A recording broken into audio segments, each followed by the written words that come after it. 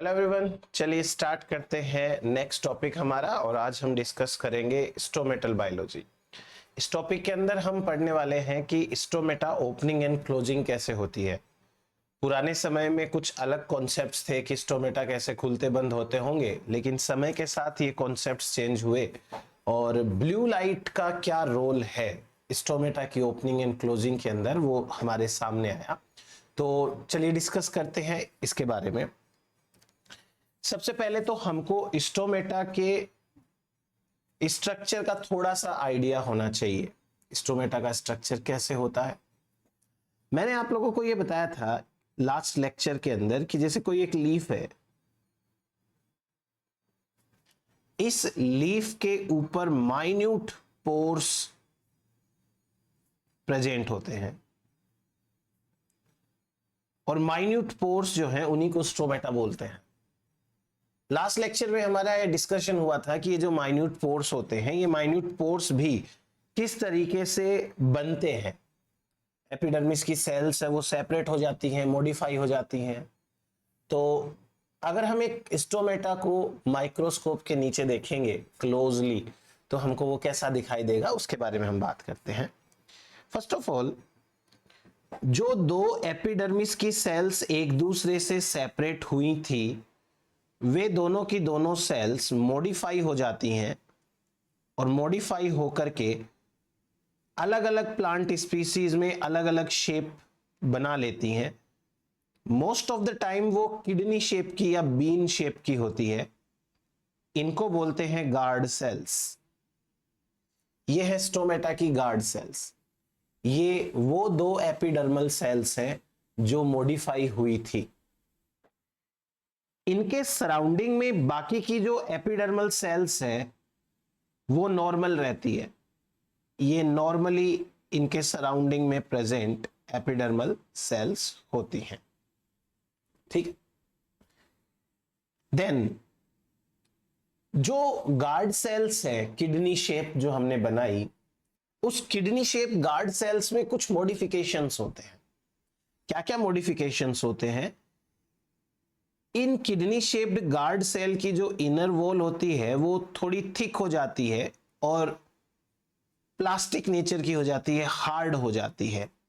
This is the inner layer, inner wall, better to say inner wall of guard cells, जो thick और plastic हो गई है।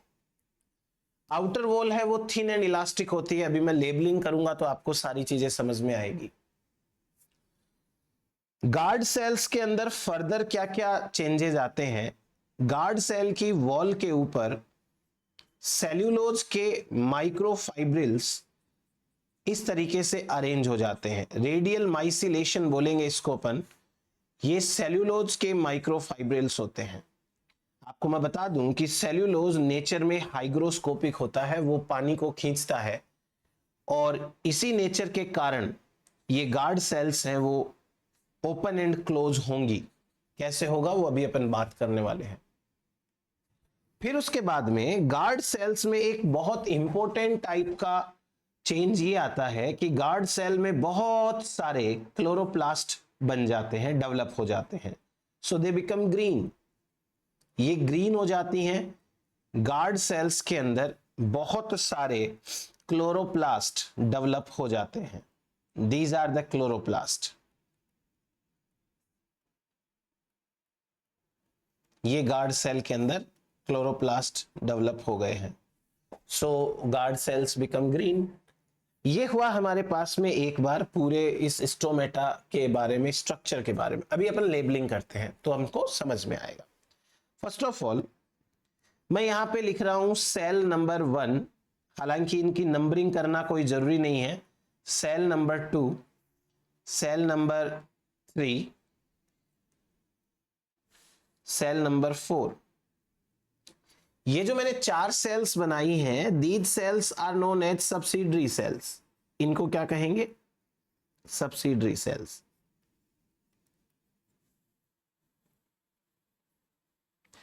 These subsidiary cells are also known as accessory cells.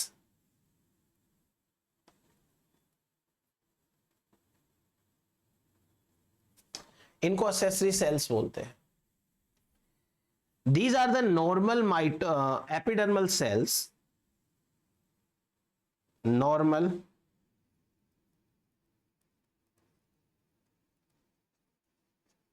Epidermal cells,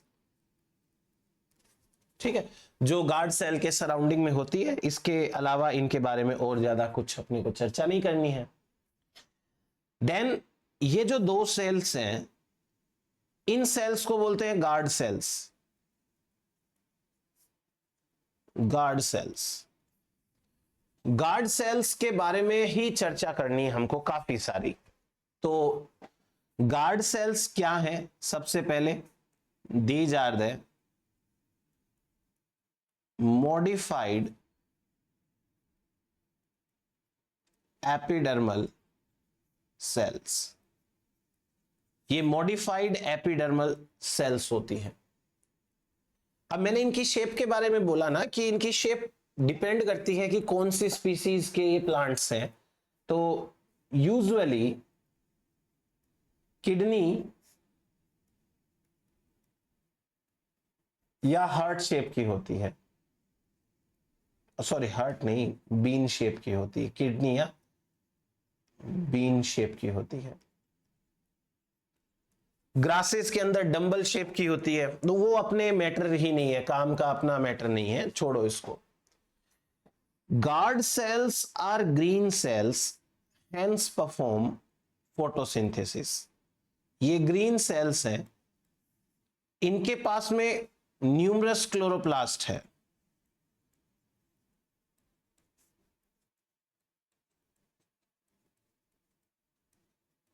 बहुत सारा chloroplast इनके अंदर develop हो जाता है.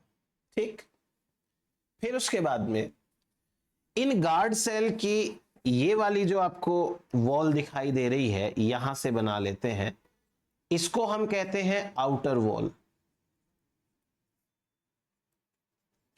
आउटर वॉल के क्या क्या कैरेक्टर्स हैं? ये थिन होती है, पतली होती है. ये इलास्टिक होती है. ये परमिएबल होती है. ठीक है, थिन, इलास्टिक, परमिएबल.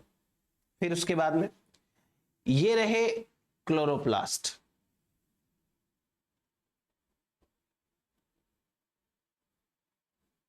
ये क्लोरोप्लास्ट है. इनके अलावा ये जो आपको दिखाई दे रहे हैं, these are the microfibrils of cellulose. ये हैं cellulose fibrils. Cellulose fibrils, cellulose के जो फाइब्रिल्स होते हैं, ये जिस तरीके से अरेंज्ड है, इनको कहते हैं रेडियल माइसेलेशन. माइसेलेशन, रेडियल माइसेलेशन, इनका अरेंजमेंट है वो रेडियल माइसेलेशन कहलाता है. नेक्स्ट टू दिस, ये जो आपको अंदर की साइड में रेड कलर से डिपोजिशन दिख रही है, this is known as inner wall.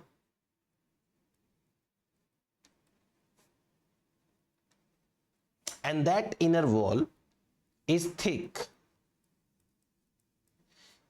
plastic, hard होती है, and impermeable.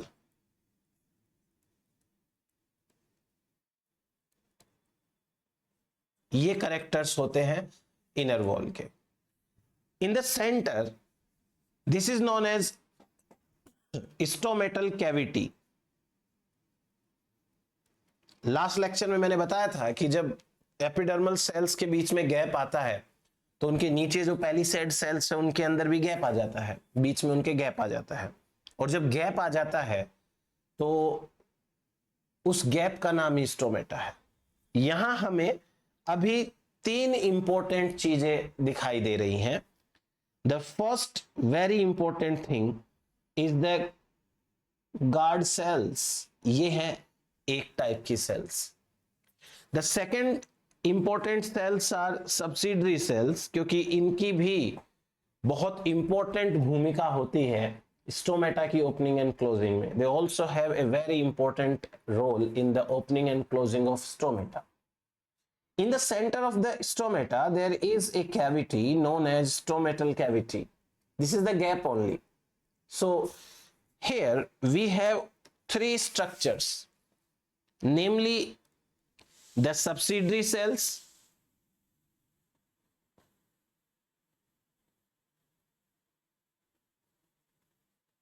okay, subsidiary cells, secondly the guard cells,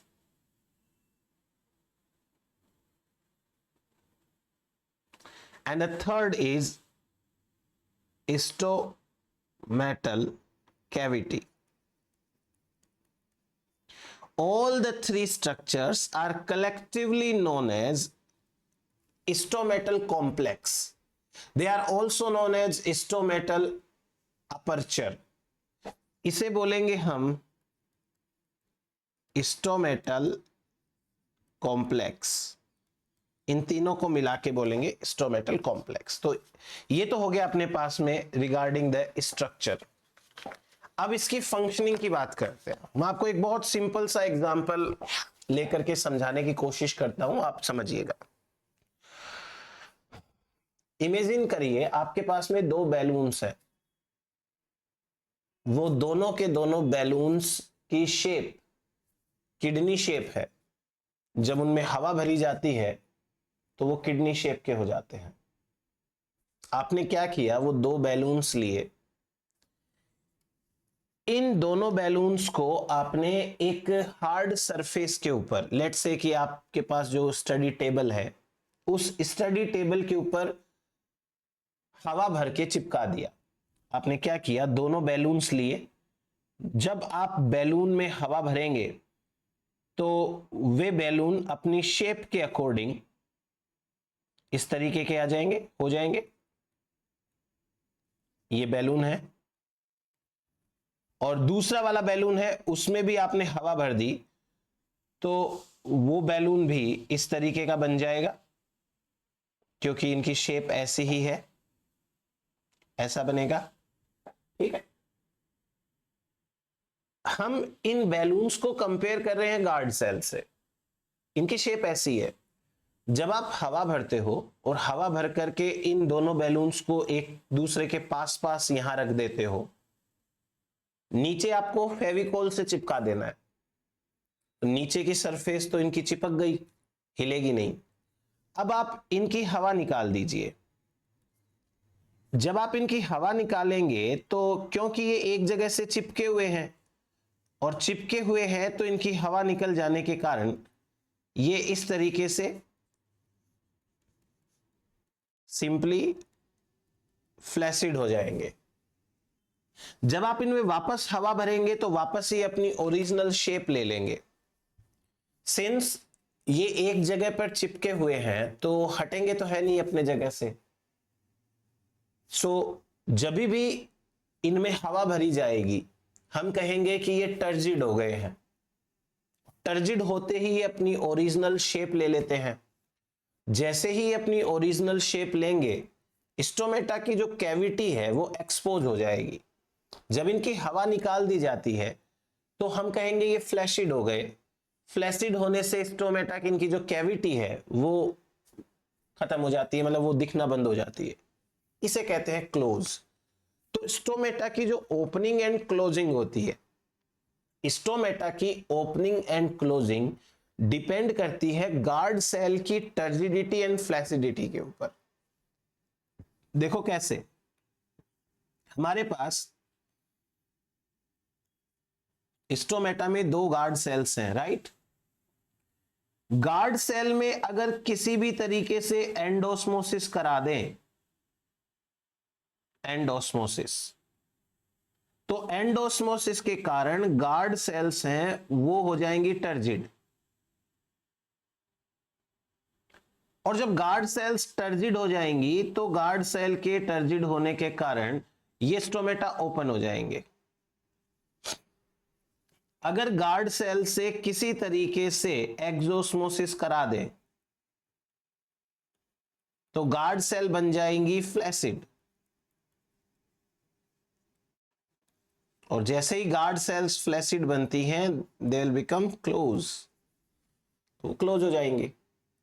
so all and all stomata की ओपनिंग एंड क्लोजिंग है, it all depends upon the entry and exit of water, exosmosis and endosmosis. और मैंने आपको exosmosis endosmosis वाला concept बताया है कि कैसे सेल के अंदर पानी जाएगा एंड कैसे सेल से बाहर पानी आएगा। The entry of water into the cell और outside the cell depends upon the concentration. ठीक है, तो ये तो बात हो गई अपनी इतनी। अब अपन गार्ड सेल के जो डिफरेंट फीचर्स हैं उनकी बात करते हैं। मैंने आपको ये बोला था कि गार्ड सेल्स के अंदर क्लोरोप्लास्ट होते हैं। ऑब्वियस सी बात है कि क्लोरोप्लास्ट का क्या ही काम हो सकता है। फर्स्ट ऑफ ऑल ये जो क्लोरोप्लास्ट है, ये क्लोरोप्लास्ट यहां पर एक मकसद की वजह से आए हैं। हम आगे जैसे जैसे टॉपिक पढ़ेंगे हमको क्लियर होगा कि कितना इंपॉर्टेंट रोल प्ले कर रहे हैं ये। फिलहाल के लिए हम एक चीज समझते हैं, जो लीफ है उस लीफ की आउटर सरफेस सनलाइट के सीधे कांटेक्ट में है। सनलाइट सीधे सीधे आके गिरती है यहां पे। जब सनलाइट यहां पे आके गिरती है तो गार्ड सेल के जो क्लोरोप्लास्ट हैं, इन क्लोरोप्लास्ट के अंदर थाइलेकोइड मेम्ब्रेन है, वहां पर वोलेजेंथिन नाम का जेंथोफिल है। वो जेंथोफिल एंथ्राजेंथिन में कन्वर्ट होगा, एंथ्राजेंथिन जियाजेंथिन में कन्वर्ट होगा और जेंथोफिल साइकिल चलेगी। ये बात मैंने फोटोसिंथेसिस के फर्स्ट लेक्चर में बताई है आपको, वहां से आप देखिएगा। ये जो जेंथोफिल साइकिल है, it is also known as non photochemical quenching. Non photochemical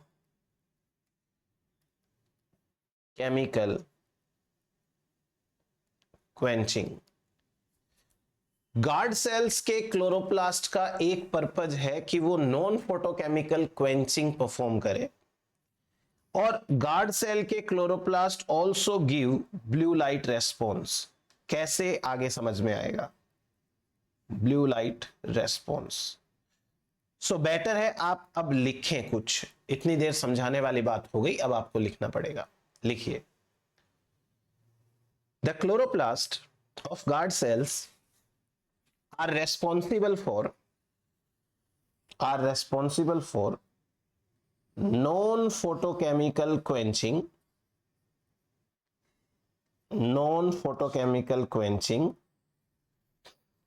and also impart blue light response. Also impart blue light response. Impart का मतलब होता है देना, शो करना, वो शो करते हैं blue light response. Next, when the guard cell chloroplast perform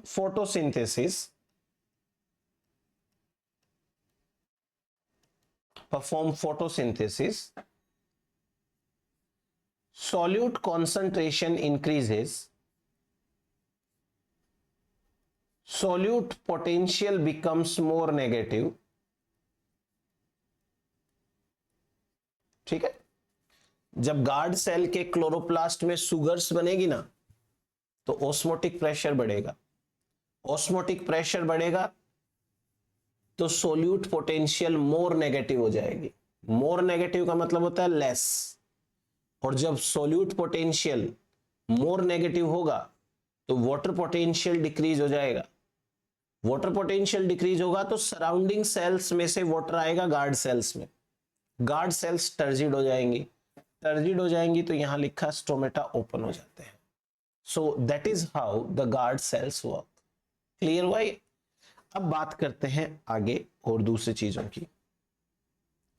guard cell की ओपनिंग एंड क्लोजिंग के अंदर आखिर कौन जिम्मेदार है? Endosmosis and exosmosis. तो हम यहां पे ये लिख सकते हैं कि the driving force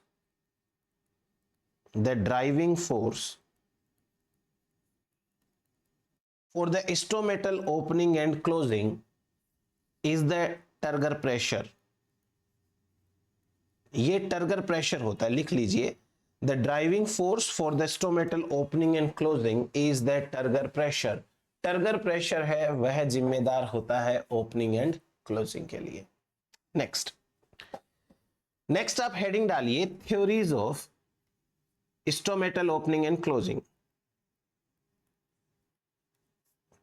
theories of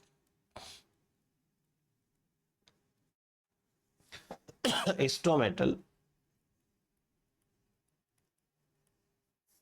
opening and closing. Stomata की ओपनिंग एंड क्लोजिंग को लेकर के बहुत सारे साइंटिस्ट ने समय के साथ बहुत सारी चीजें बताई हैं, किस तरीके से ये क्लोजिंग ओपनिंग हुआ करती होगी। मतलब जिस समय जितना नॉलेज रहा होगा लोगों के पास में, उसके अकॉर्डिंग इन्होंने थ्योरीज बना दी। हम एक एक करके वो थ्योरीज पढ़ेंगे। पहले कुछ पुरानी थ्योरीज पढ़ लेना जरूरी है, क्योंकि हमें पता चलेगा कि आखिर शुरुआत कहां से हुई, कैसे हुई। तो एक थ्योरी है theory of photosynthesis. Theory of photosynthesis.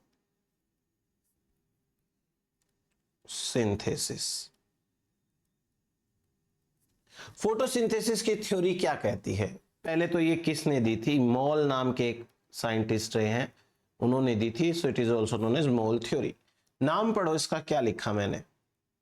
Photosynthesis मतलब opening and closing of stomata depends upon the photosynthesis. Stomata खुलेंगे और बंद होंगे तो फोटोसिंथेसिस कैसे जिम्मेदार हुई भाई इनके लिए? चलिए देख लेते हैं क्या बात है यहां पे।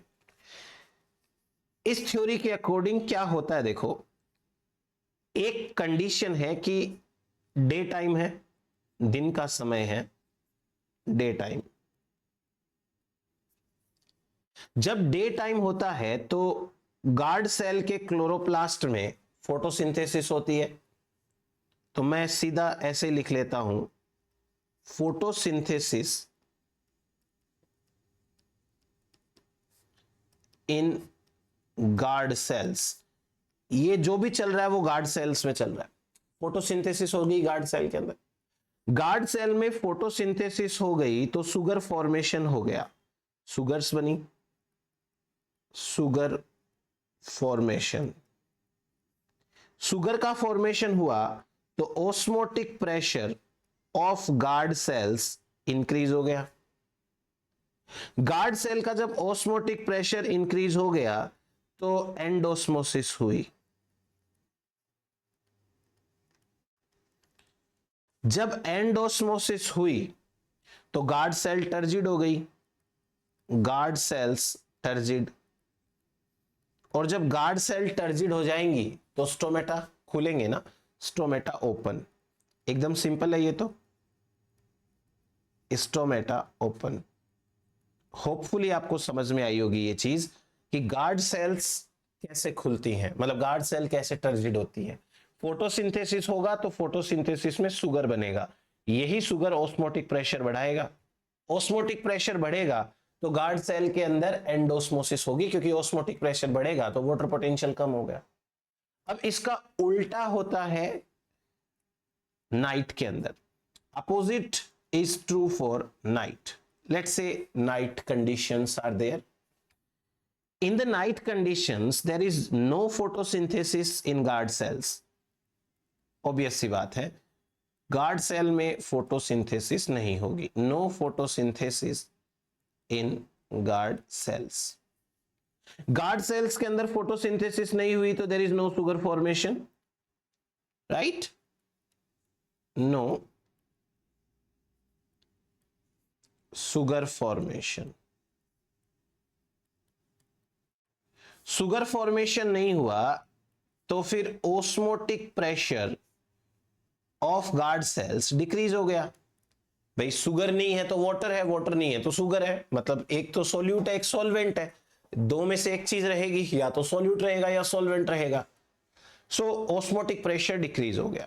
ऑस्मोटिक प्रेशर डिक्रीज हो गया तो गार्ड सेल से एक्सोस्मोसिस हो गई, यानी इनके अकॉर्डिंग गार्ड सेल में वाटर ज्यादा रह गया। वाटर ज्यादा था तो भी गार्ड सेल ने बोला हमें नहीं चाहिए, हमें नहीं चाहिए तो गार्ड सेल ने बाहर डाल दिया वाटर सब्सिडरी सेल्स में। एक्सोस्मोसिस हुई तो गार्ड सेल्स है वो फ्लैसिड हो गई,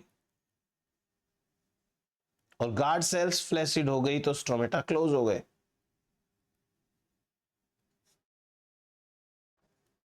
ये है हमारे पास में गार्ड सेल्स के बारे में एक थ्योरी दी गई थी मोल ने, इसे कहते हैं थ्योरी ऑफ फोटोसिंथेसिस।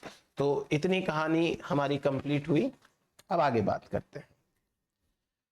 इस थ्योरी के आगे एक थ्योरी है, वो थ्योरी एक सिंपल सा क्वेश्चन पूछती है।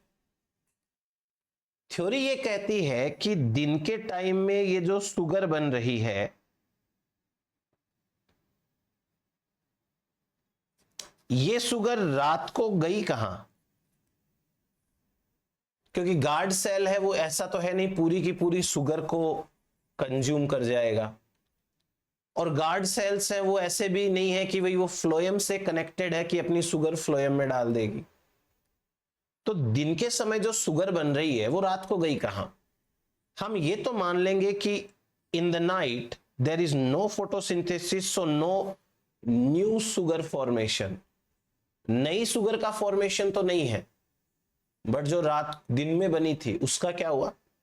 इस चीज को एक्सप्लेन करने के लिए हमारे पास में सेकंड थ्योरी आती है, और हमारी सेकंड थ्योरी क्या कहती है? इट सेज दैट कि रात को शुगर जो है वो स्टार्च में कन्वर्ट हो जाती है। तो इस थ्योरी का नाम है शुगर स्टार्च कन्वर्जन थ्योरी। ये थ्योरी दी थी लॉयड ने, शुगर स्टार्च कन्वर्जन थ्योरी है। ये थ्योरी क्या कहती है? बड़ा सिंपल है। दिन के समय में वही इवेंट्स होंगे जो पीछे वाली थ्योरी में हुए थे। तो आप फटाफट दिन के समय के इवेंट्स लिखिए। डे टाइम होगा तो डे टाइम में होगी photosynthesis, photosynthesis by guard cells. Guard cells photosynthesis करेंगी तो शुगर फॉर्मेशन होगा।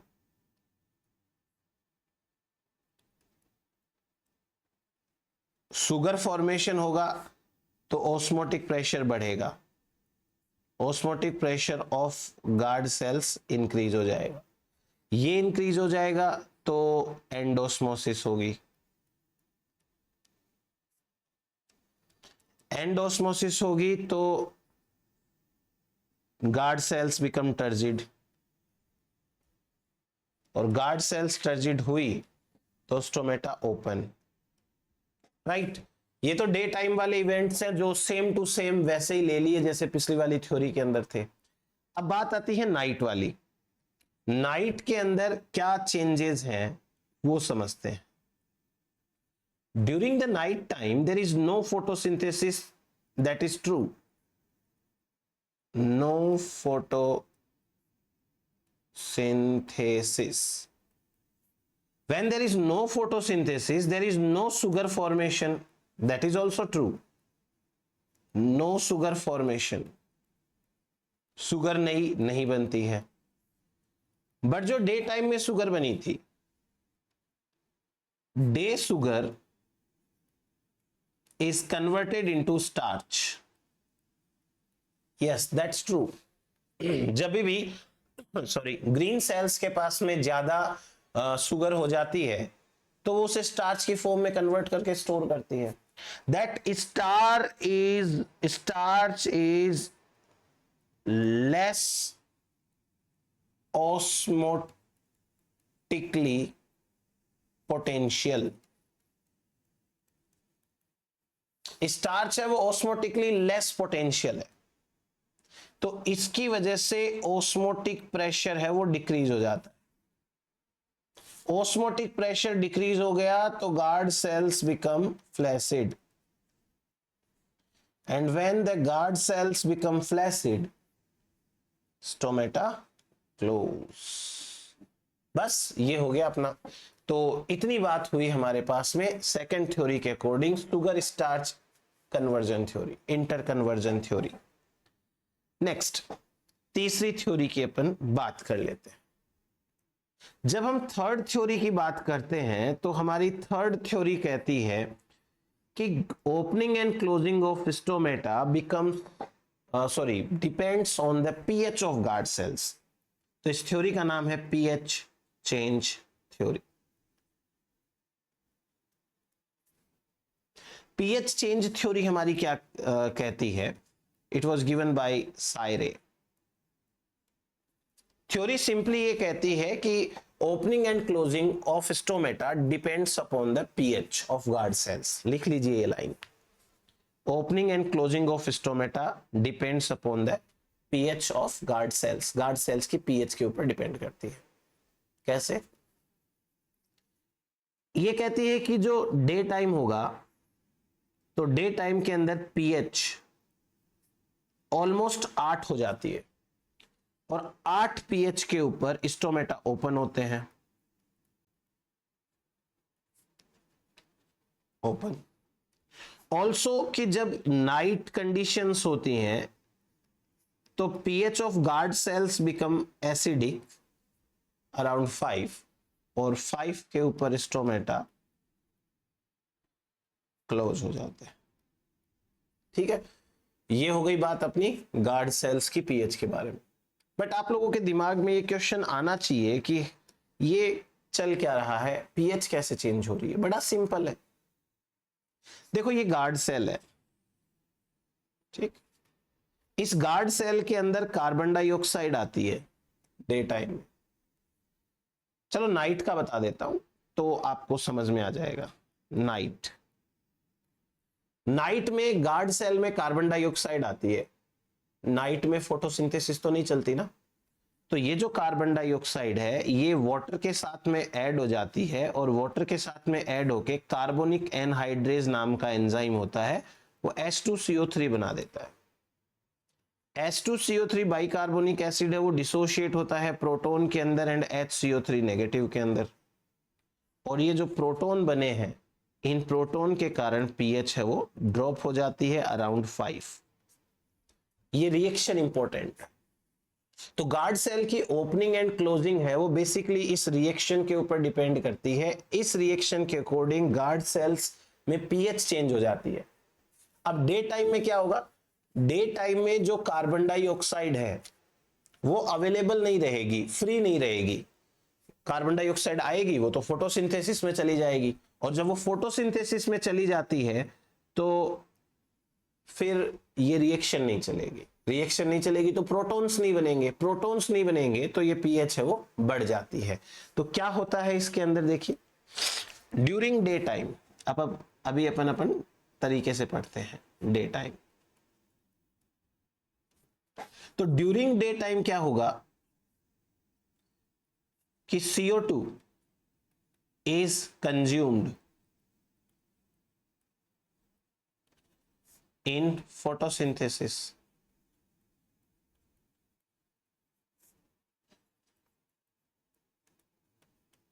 CO2 तो फोटोसिंथेसिस में कंज्यूम हो गई। CO2 फोटोसिंथेसिस में कंज्यूम हो गई तो पीएच है वो बढ़ जाएगी। पीएच जब बढ़ जाती है तो एक एंजाइम है वो एक्टिवेट हो जाता है, उसका नाम है फॉस्फोराइलेज। फॉस्फोराइलेज, ध्यान से समझिएगा अभी।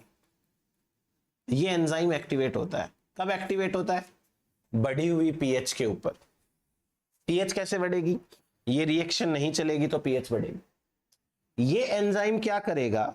रात को जो शुगर बनी थी, पिछली थ्योरी के अंदर स्टार्च बना था रात को, ये स्टार्च को कन्वर्ट करता है शुगर के अंदर। एक तो फोटोसिंथेसिस चल रही है और एक ये शुगर है, तो फोटोसिंथेसिस से भी शुगर बनती है और रात को जो स्टार्च बन गई थी पिछली थ्योरी के अकॉर्डिंग, वो स्टार्च को फॉस्फोराइलेज एंजाइम है शुगर में कन्वर्ट कर देता है। अल्टीमेटली शुगर कॉन्सेंट्रेशन बढ़ जाती है तो osmotic pressure of guard cells ये भी बढ़ जाता है osmotic pressure of guard sales बढ़ जाएगा, तो ऑस्मोटिक प्रेशर बढ़ने से एंडोस्मोसिस होगी, और जब एंडोस्मोसिस होगी तो उसके कारण गार्ड सेल्स वो टर्जिड हो जाएंगी, guard cells turgid, guard cells turgid होंगी तो स्टोमेटा ओपन हो जाएंगे। ये तो हो गई किसके बारे में बात, डे टाइम के बारे में। अब अपन बात करते हैं कि नाइट में क्या होता है। इस थ्योरी के अकॉर्डिंग ड्यूरिंग नाइट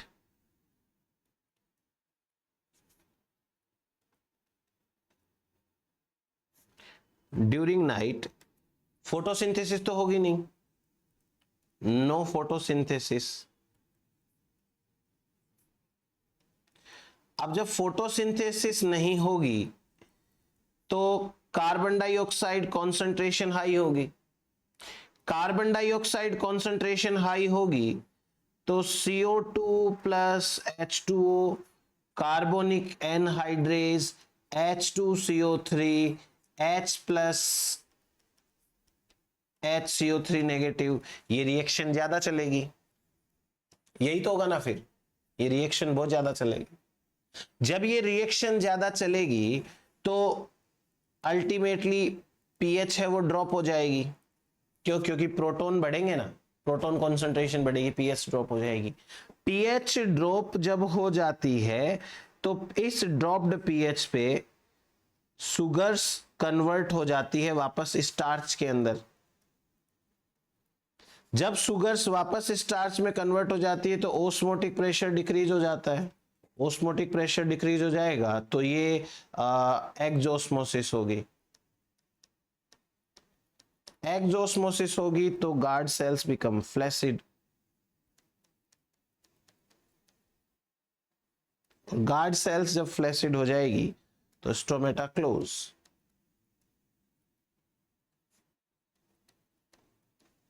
ठीक है, ये हुआ हमारे पास में एक और थ्योरी जिसके अंदर चेंजेस आते हैं। इसके बाद हम पढ़ते हैं थोड़ी सी बेटर, थोड़ी सी एडवांस थ्योरी, और इस थ्योरी का नाम है प्रोटॉन ट्रांसपोर्ट थ्योरी। इस थ्योरी का नाम है, ये फोर्थ थ्योरी पढ़ रहे हैं, इसका नाम है प्रोटॉन ट्रांसपोर्ट और पोटेशियम इनफ्लक्स थ्योरी। हमने पिछली जो 3 थ्योरीज पढ़ी है, उन तीनों थ्योरीज के अंदर हमने ये कहा है सुगर फॉर्मेशन, कि डे टाइम में सुगर फॉर्मेशन होती है। बट थोड़ा सोचना पड़ेगा कि आखिर कौन सी सुगर का फॉर्मेशन हो रहा है। Sugar formation that is true, but sugar कौन सी बन रही है, तो उसके लिए हमें क्या करना है कि इस थ्योरी को समझना है। चलिए बात करते हैं इस थ्योरी के अकॉर्डिंग क्या होता है, तो समझ में आएगा। देखना, इस थ्योरी के according opening and closing of stomata depends upon the potassium entry and exit into the guard cells. तो पहले तो ये लाइन लिखो, फिर समझ में आएगी। लिखो, according to the theory the opening and closing of stomata, according to the theory the opening and closing of stomata depends upon the entry and exit of potassium ion in the guard cells, the entry and exit of potassium ion in the guard cells, guard cells के अंदर entry exit के ऊपर depend करेगी। चलिए अब बात करते हैं आगे। अब देखते हैं कि कैसे पोटेशियम एंट्री एंड एग्जिट है वो हेल्प करता है। यहां से हमको 2 बातें समझ में आएगी, जैसे कि एक डे टाइम है,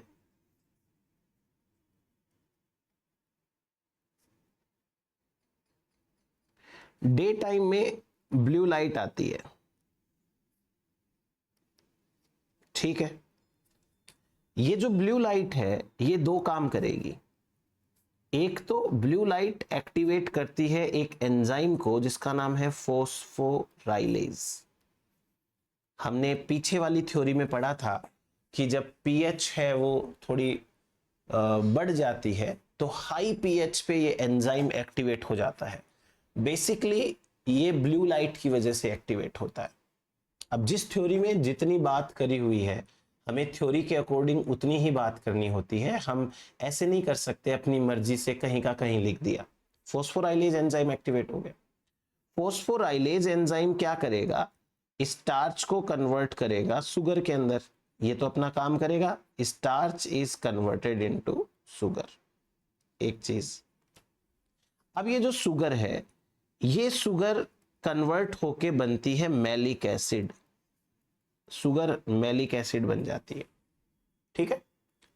मैलिक एसिड डिसोशिएट होता है और बनाता है proton and mallet.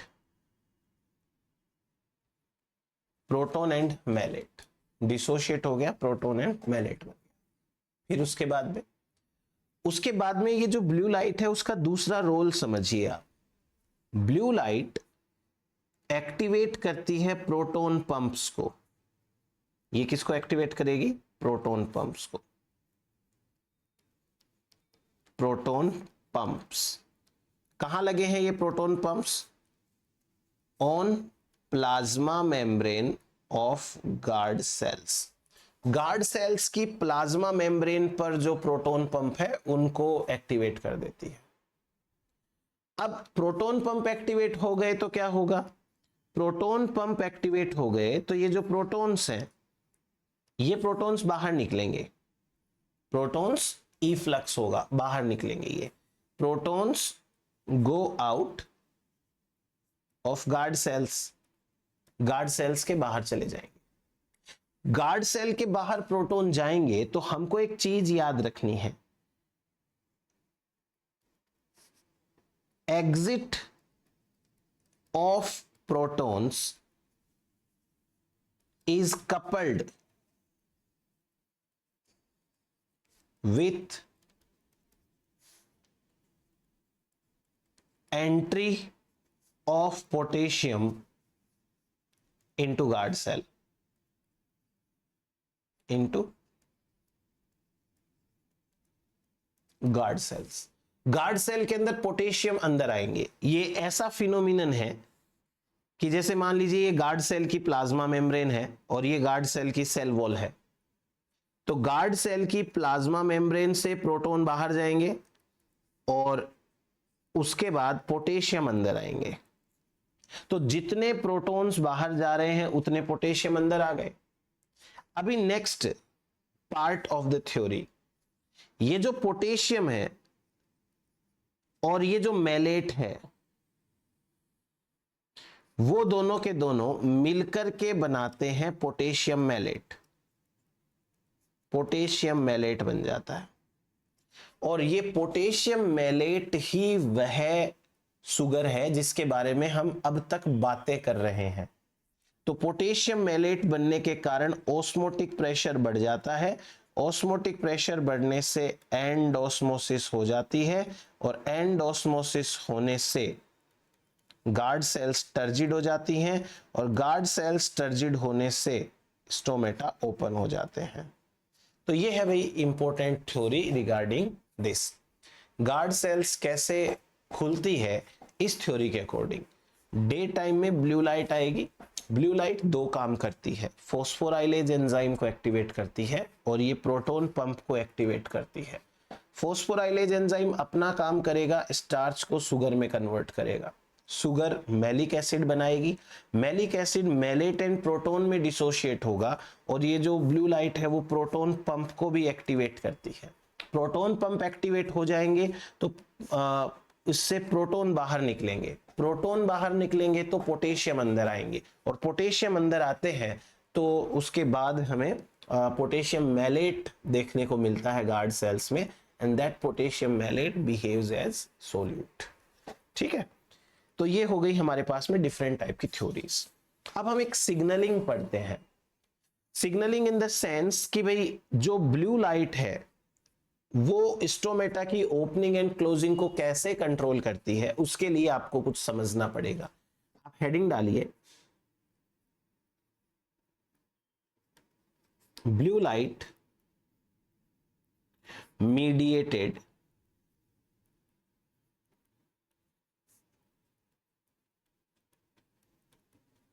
opening and closing of stomata. इसी को कहते हैं blue light response, blue light response. ये हुआ हमारे पास में ब्लू लाइट की वजह से ओपनिंग एंड क्लोजिंग। चलिए आगे बात करेंगे। अब मैं आपको एक चीज समझाता हूं, आप ध्यान से सुनते जाइएगा, समझते जाइए। आपने देखा गार्ड सेल्स कैसी होती हैं। लेट्स सपोज कि ये एक गार्ड सेल है। अभी मैं इसको इस तरीके से बना लेता हूं ताकि अपनी कुछ चीजें हैं वो समझने के हिसाब से आसान हो जाए। मान लीजिए ये गार्ड सेल है और ये मैंने जो बाउंड्री बनाई है that is the plasma membrane of guard cell. ये गार्ड सेल की प्लाज्मा मेम्ब्रेन है। This is the plasma membrane of guard cell. ठीक है, हमने ये बात करी है कि गार्ड सेल है वो ग्रीन होती है। ग्रीन इसलिए है क्योंकि उसके अंदर क्लोरोप्लास्ट बन जाते हैं। तो मान लो मैंने कहा कि ये है एक क्लोरोप्लास्ट, ये गार्ड सेल का क्लोरोप्लास्ट है। क्लोरोप्लास्ट की आउटर मेम्ब्रेन बना दी, ये हम बना रहे हैं इनर मेम्ब्रेन।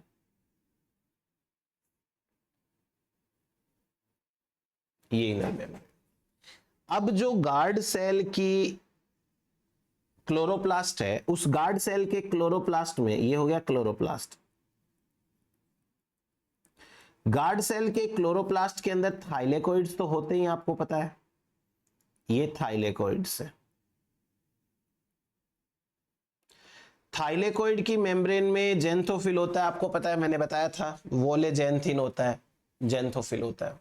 ठीक है, अभी और चीजें समझें।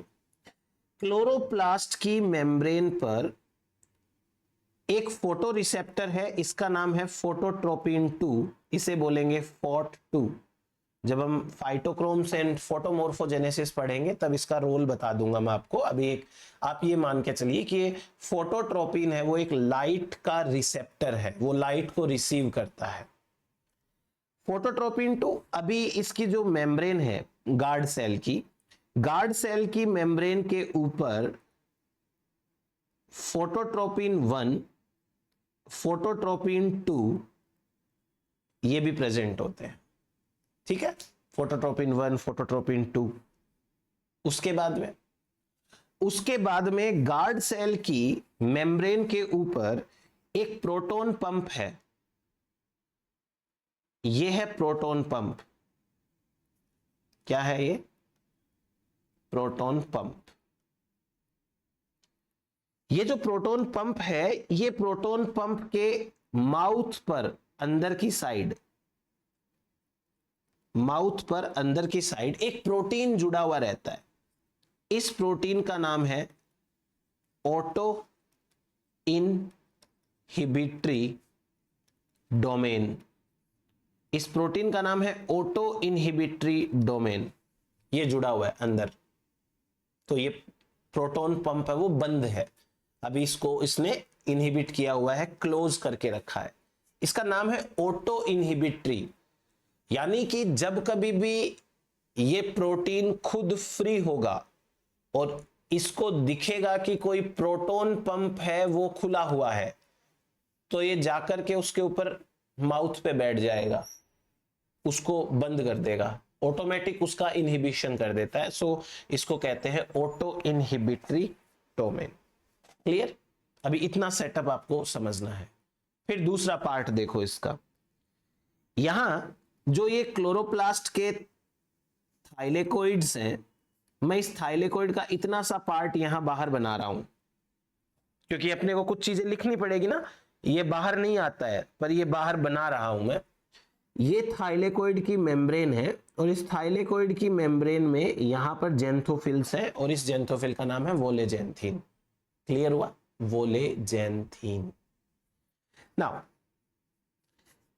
बेसिकली रेड लाइट आती है, रेड लाइट। रेड लाइट क्या करती है, इस वोलेजेंथिन पे आके गिरेगी। मतलब ये रेड लाइट जा तो रही है यहां पे, हमने इसको बाहर बनाया है ना, तो इसको बाहर समझा रहा हूं आपको। जब रेड लाइट वोलेजेंथिन पे गिरती है तो वोलेजेंथिन कन्वर्ट होता है एंथ्राजेंथिन में।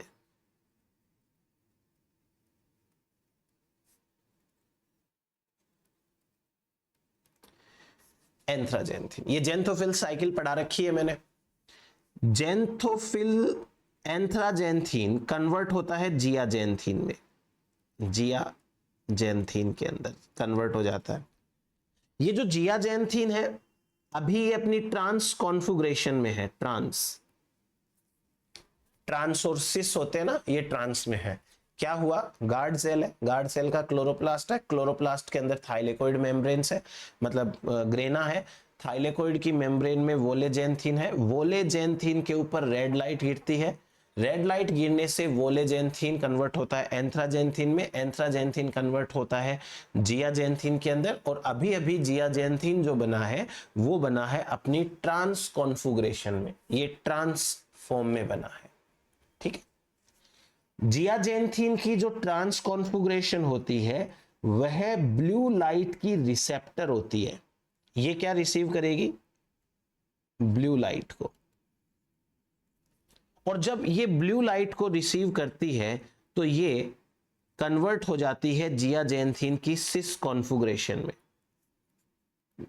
जियाजेंथिन सिस। ब्लू लाइट को रिसीव करेगी और ब्लू लाइट को रिसीव करके क्या बन जाएगी, जियाजेंथिन की सिस कॉन्फ़िगरेशन। जियाजेंथिन की ये सिस कॉन्फ़िगरेशन एक्टिव फॉर्म है, एक्टिव। तो जो ट्रांस है वो ब्लू लाइट की रिसेप्टर है और जो सिस है वो एक्टिव फॉर्म होती है। ये तो बात हो गई एक पार्ट अपनी। रेड लाइट क्या कर रही है, ब्लू लाइट क्या कर रही है, वो आपके सामने है। तो जियाजेंथिन बन गया और जियाजेंथिन की सिस फॉर्म बन गई जो एक्टिव फॉर्म है। एक्टिव फॉर्म बनने के बाद में जियाजेंथिन क्या करता है, एनी हाउ फोटोट्रोपिन्स को एक्टिवेट करता है। फोटोट्रोपिन्स ब्लू लाइट से खुद भी एक्टिवेट होते हैं। ब्लू लाइट, फोटोट्रोपिन एक्टिवेट हो गए। ये माना जाता है कि जो फोटोट्रोपिन्स हैं ये ब्लू लाइट के रिसेप्टर्स हैं। अब फोटोट्रोपिन्स क्या करेंगे, यहां मेम्ब्रेन में एक प्रोटीन होता है, उस प्रोटीन का नाम है blue light signalling 1 protein. Bless 1 का नाम क्या है, इसका नाम है ब्लू लाइट सिग्नलिंग प्रोटीन। ठीक है, ब्लू लाइट सिग्नलिंग 1 प्रोटीन, ये इसका नाम है ब्लश 1। ब्लश एक तरीके का काइनेज है। क्या है ये, काइनेज। काइनेज क्या करते हैं, काइनेज फॉस्फेट ऐड करते हैं। ब्लश क्या करता है, ऑटो इनहिबिटरी डोमेन के सी टर्मिनस के ऊपर फॉस्फेट ऐड करता है। कहां पर, सी टर्मिनस पे। जब ऑटो इनहिबिटरी डोमेन के सी टर्मिनस पे फॉस्फेट ऐड होती है तो ये ऑटो इनहिबिटरी डोमेन अपनी जगह पर बाइंड नहीं रह सकता और ये यहां से हट जाता है, ये अपनी जगह पे बाइंड नहीं रह पाएगा। जब ये अपनी जगह से हट जाता है तो एक दूसरा प्रोटीन होता है और उस दूसरे प्रोटीन का नाम है 1433। क्या नाम है उसका, 1433। 1433 बेसिकली खुद तो एक इनहिबिटर है। ये क्या करता है, ये उन प्रोटीन्स को टारगेट करता है जिस पे फॉस्फेट जुड़ी हुई हो। जैसे मान लीजिए मैं इसका ऐसे बना देता हूं, ये है 1433। ठीक है, ये उन प्रोटीन्स को टारगेट करेगा जिन पे फॉस्फेट जुड़ी है, सबको नहीं करता है। जिसके लिए ये स्पेसिफिक है। तो 1433 क्या करेगा, इस ऑटो इनहिबिटरी डोमेन को अपने पास पकड़ के बैठ जाएगा। ये फॉस्फेट लगी हुई है इसके ऊपर और ऑटो इनहिबिटरी डोमेन को इसने अपने साथ में बाइंड कर लिया। ठीक है, ये एन टर्मिनस है, ये सी टर्मिनस है। अब नेक्स्ट देखिए, जब प्रोटॉन पंप से ऑटो इनहिबिटरी डोमेन हट जाता है तो प्रोटॉन पंप है वो एक्टिवेट हो जाता है। खुल गया प्रोटॉन पंप, इसके माउथ के ऊपर जो इनहिबिटर था वो इनहिबिटर तो हट चुका है ना, तो प्रोटॉन पंप खुल गया। प्रोटॉन पंप के खुलने के कारण अब एटीपी की मदद से, क्योंकि ये पंप है ना, तो एटीपी की हेल्प से प्रोटॉन्स बाहर जाएंगे। ये जो प्रोटॉन्स बाहर जा रहे हैं तो इनके बदले में एक दूसरा ट्रांसपोर्टर होता है, उससे पोटेशियम आयंस अंदर आते हैं। पोटेशियम अंदर आते हैं। पोटेशियम के अलावा क्लोराइड आयन भी अंदर आते हैं। क्लोराइड आयन तो चार्ज को बैलेंस करने के हिसाब से आ रहे हैं, पोटेशियम भी आते हैं, क्लोराइड भी आते हैं। क्लोराइड और पोटेशियम में से पोटेशियम पे ध्यान देना है अपने को। ये पोटेशियम मैलेट के साथ में जुड़ करके बनाता है पोटेशियम मैलेट। पोटेशियम मैलेट बना लेगा।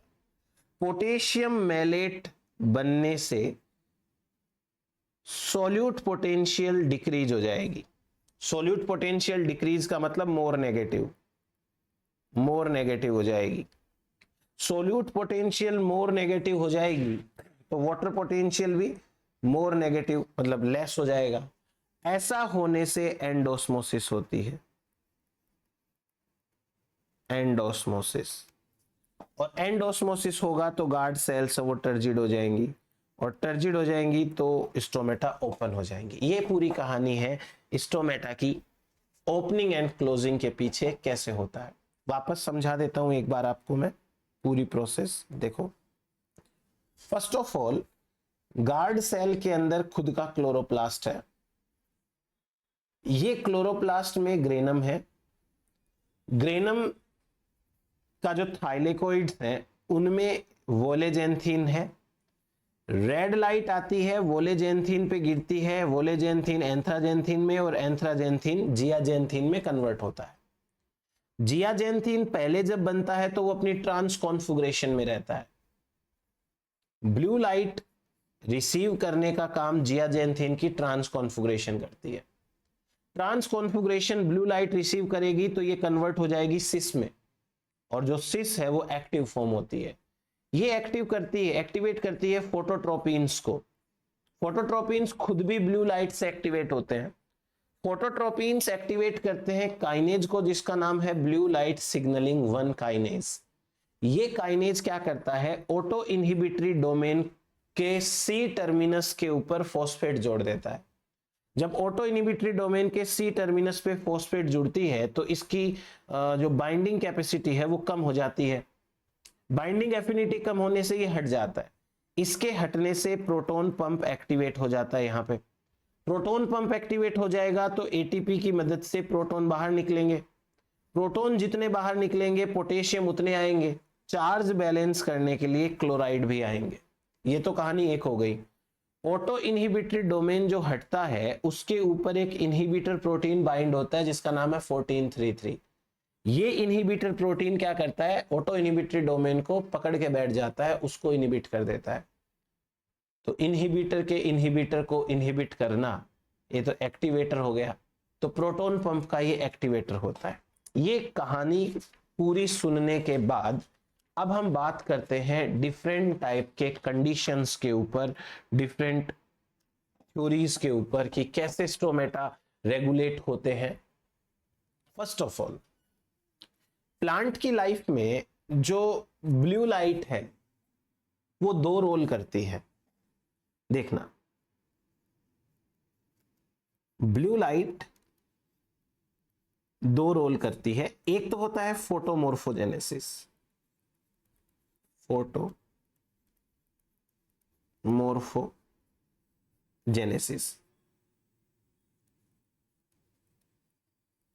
फोटोमोर्फोजेनेसिस में मैं दो इवेंट्स ले रहा हूं, एक है phototropism, phototropism, bending towards the light is known as phototropism, ठीक है।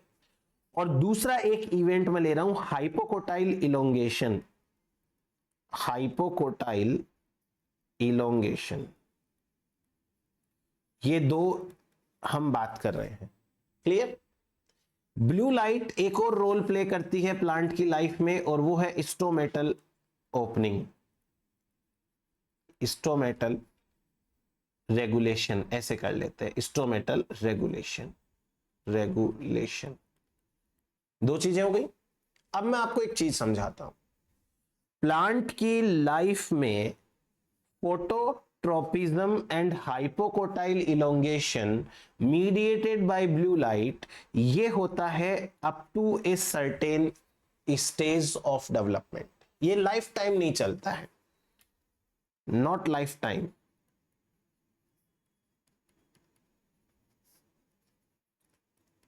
अप टू अर्ली स्टेज, ठीक है। लेकिन जो स्टोमेटल रेगुलेशन है प्लांट की लाइफ में, वो लाइफ टाइम चलता है। एक एस्पेक्ट तो ये समझ लीजिए, लाइफ टाइम चलने वाली प्रोसेस है स्टोमेटल रेगुलेशन ब्लू लाइट की वजह से। दूसरा, जैसे मान लीजिए कि ये है कोई गार्ड सेल, ये एक गार्ड सेल है और ये दूसरी गार्ड सेल है, ठीक है। इन गार्ड सेल्स के नीचे मैंने आपको बताया था पैलिसेड सेल्स होती हैं, ये अपनी बात हो चुकी है पहले। इनके भी नीचे मीजोफिल सेल्स होती हैं, ठीक।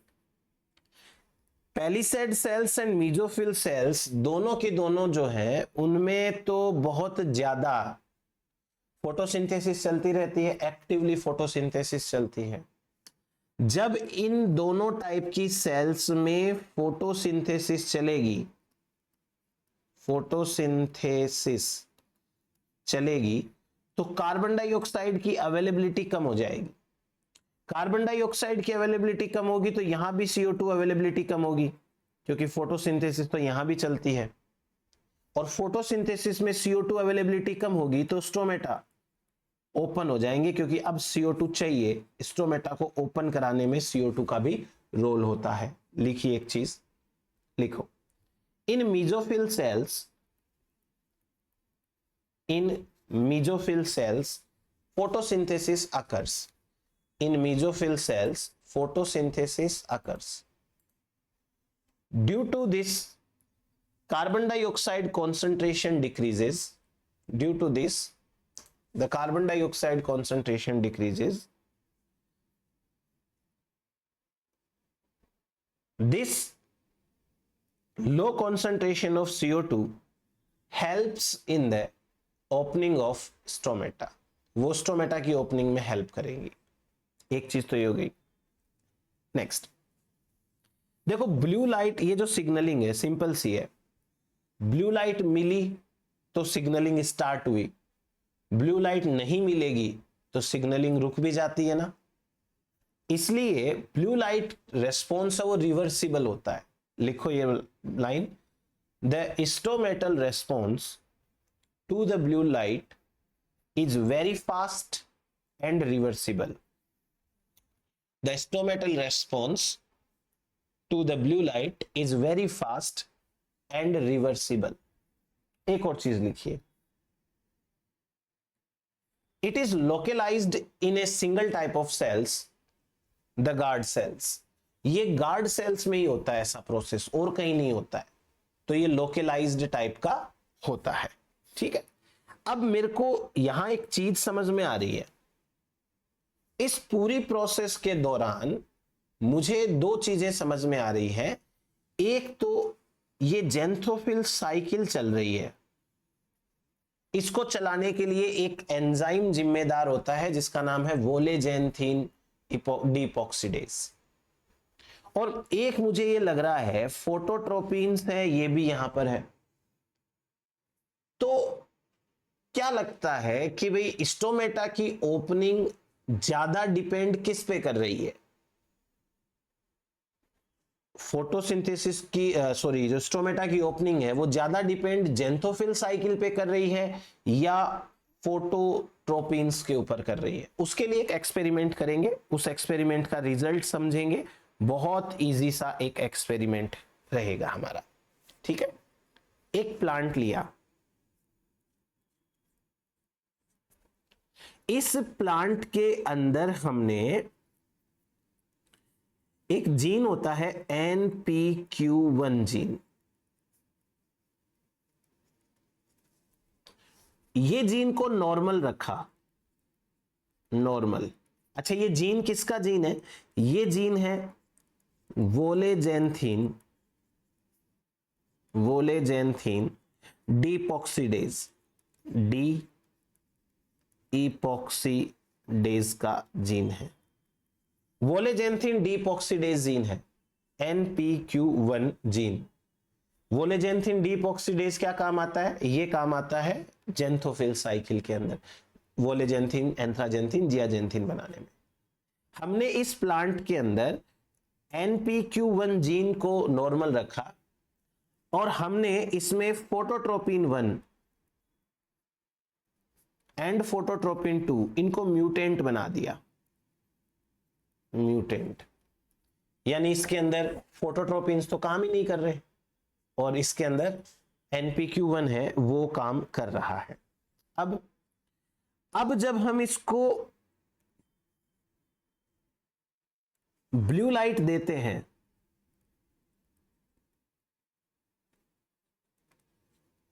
ब्लू लाइट, तो हम ये देखते हैं कि इसमें स्टोमेटा ओपनिंग हो जाती है, स्टोमेटा ओपन हो जाते हैं, राइट। स्टोमेटा ओपन हो रहे हैं, इसका मतलब जो चीज नॉर्मल है वो स्टोमेटा की ओपनिंग के लिए ज्यादा जरूरी है अंडर ब्लू लाइट रेस्पॉन्स। और एन फोटोट्रोपिन्स 1 और 2 को तो हमने म्यूटेंट रखा हुआ है। अभी उल्टा करके देखते हैं कहीं कुछ गड़बड़ तो नहीं है। हमने एक दूसरा प्लांट लिया,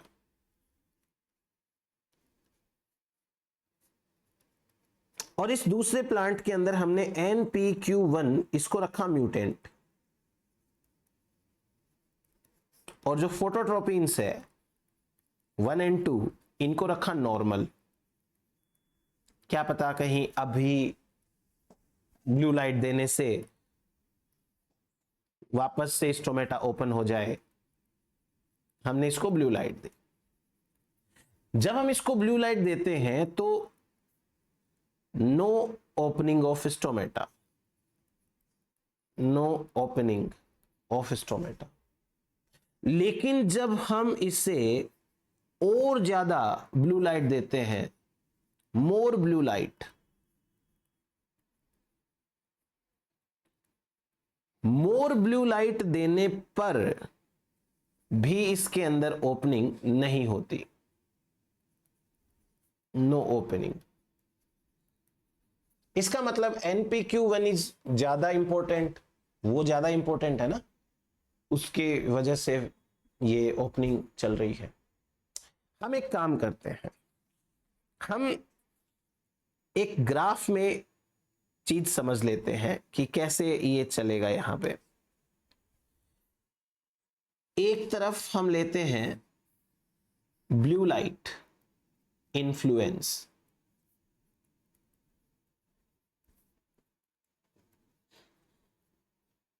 ब्लू लाइट इन्फ्लुएंस, और दूसरी तरफ स्टोमेटा की क्लोजिंग एंड ओपनिंग अपर्चर ले लेते हैं,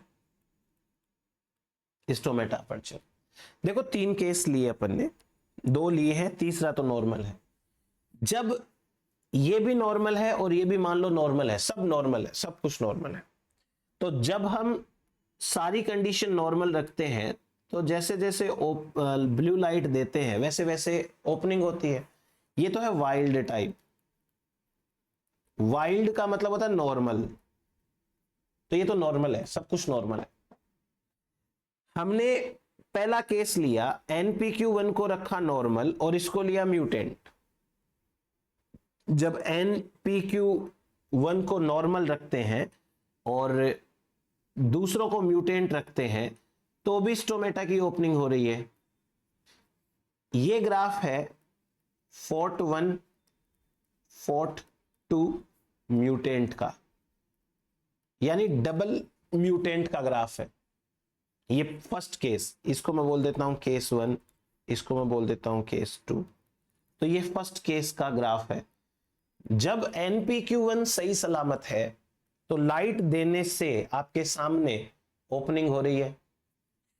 सेकंड केस देखिए, सेकंड केस में जब NPQ म्यूटेंट हो जाता है तो लाइट देने के बाद भी स्टोमेटा की ओपनिंग नहीं होती। यह है NPQ1 म्यूटेंट का, यानी कि केस 2 का। इसका मतलब यह हो गया कि भाई NPQ1 है वो थोड़ा ज्यादा रेस्पॉन्सिबल है किसके लिए, इस स्टोमेटा की ओपनिंग के लिए। तो आप एक लाइन लिखिए, the NPQ1 gene is more responsible for the opening of stomata under blue light response, under blue light response। अब कुछ और छोटी मोटी बातें करते हैं जो अपन ने वहां पे पढ़ा हुआ है, जैसे जियाजेंथिन की ट्रांसफॉर्म, सिस फॉर्म, ये क्या करती हैं, कौन ब्लू लाइट रेस्पॉन्स देगा, कौन ब्लू लाइट को रिसीव करेगा, लिखने वाली बातें हैं। मैंने बोल दी सारी बातें, अब आप लिखिए। The transform of zeaxanthin is a blue light photoreceptor. The transform of zeaxanthin is a blue light photoreceptor. Next point. The absorption spectrum of zeaxanthin closely resemble with the action spectrum of blue light stimulated stomatal opening। क्या मतलब है इसका? मतलब यह है कि जो blue light receive करता है जियाजेंथिन, उसका ग्राफ ऐसा आता है। यह है एब्जॉर्प्शन स्पेक्ट्रम ऑफ जियाजेंथिन का एब्जॉर्प्शन स्पेक्ट्रम। और जब हम स्टोमेटा की ओपनिंग का ग्राफ देखते हैं तो वह ग्राफ भी ऐसा ही आता है। देखो शक्ल मिल रही है ना दोनों ग्राफ की। इसको बोलते हैं action spectrum of blue light, यानी ब्लू लाइट का काम करने का तरीका, एक्शन यानी काम करने का तरीका, और जियाजेंथिन का एब्जॉर्ब करने का पैटर्न दोनों सेम है। इसका मतलब जियाजेंथिन ही ब्लू लाइट को रिसीव करती है। यही कंक्लूजन निकलता है और ऐसे ही कंक्लूजन निकाले जाते हैं। चलिए अब नेक्स्ट बात करते हैं। लिखो, as zeaxanthin concentration increase, as zeaxanthin concentration increase, the sensitivity of guard cell also increase, the sensitivity of guard cell also increase to blue light, Next point, red light stimulates xanthophil cycle, red light stimulates xanthophyll cycle. तो red light है वो xanthophyll cycle को stimulate करती है। Next point, as compare to mesophyll sales,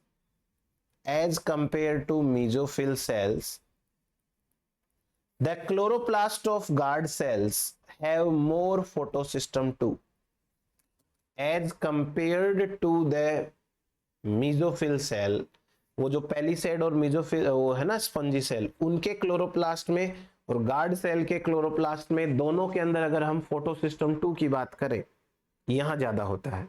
लिखिए, as compared with the mesophyll cell the guard cell chloroplast have more photosystem 2। Next point, in the guard cell chloroplast light reaction occurs more. In the guard cell chloroplast, light reaction occurs more as compared to CO2 fixation. देखो मैंने आपको एक बात पहले भी बोली थी, guard cell के क्लोरोप्लास्ट का इवोल्यूशन प्लांट के लिए फूड बनाने के लिए नहीं हुआ है, वो फूड नहीं बना रहे, वो स्टोमेटा की ओपनिंग के लिए सोल्यूट बना रहे हैं। इसलिए गार्ड सेल के क्लोरोप्लास्ट में उतना केल्विन साइकिल नहीं चलेगा जितना उनके नीचे के पेलिसेड एंड स्पॉन्जी सेल्स उनमें चलेगा।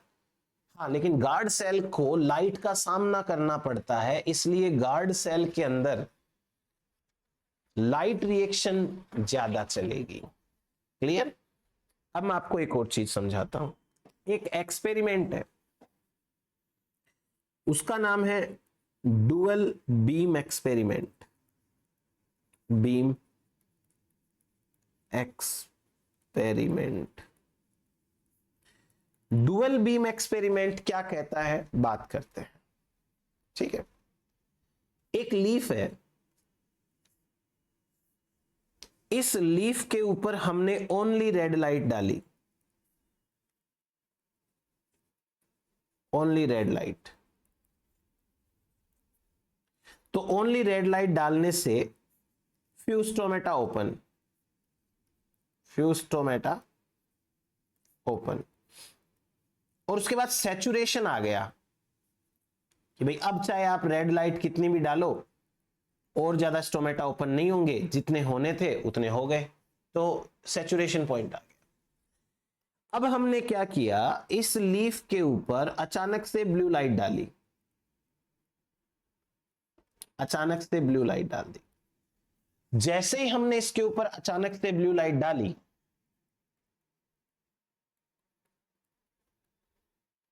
एडिशनल स्टोमेटा खुल गए, अचानक से और स्टोमेटा खुल गए। बीम का मतलब यहां लाइट से है, डुअल बीम, दो लाइट वाला एक्सपेरिमेंट। तो इसमें हमको क्या करना होता है, देखो एक ग्राफ के हेल्प से हम रिप्रेजेंट करेंगे इसको। सबसे पहले तो जब हम रेड लाइट देते हैं तो रेड लाइट सैचुरेशन आ जाता है ये स्टोमेटा की ओपनिंग का, ये इधर तो है लाइट रेड एंड ब्लू, इधर है ओपनिंग, ओपनिंग, ये सैचुरेशन है रेड लाइट की वजह से। रेड लाइट देने से एक बार जितने स्टोमेटा खुलने थे उतने स्टोमेटा खुल गए हैं, अब कोई एडिशनल स्टोमेटा नहीं खुलेगा। क्लियर?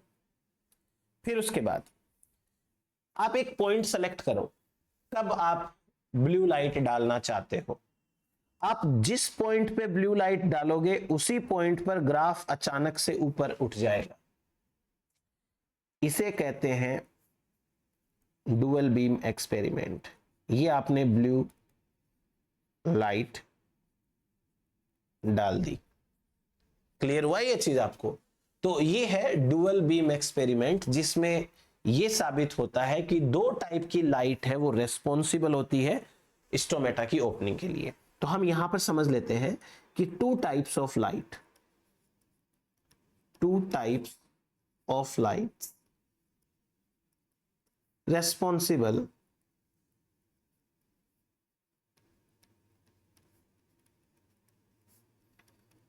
For stomata opening. दो टाइप की लाइट है वो स्टोमेटा ओपनिंग के लिए रेस्पॉन्सिबल है। जैसे जैसे एक लाइट है उसको बोलते हैं red light,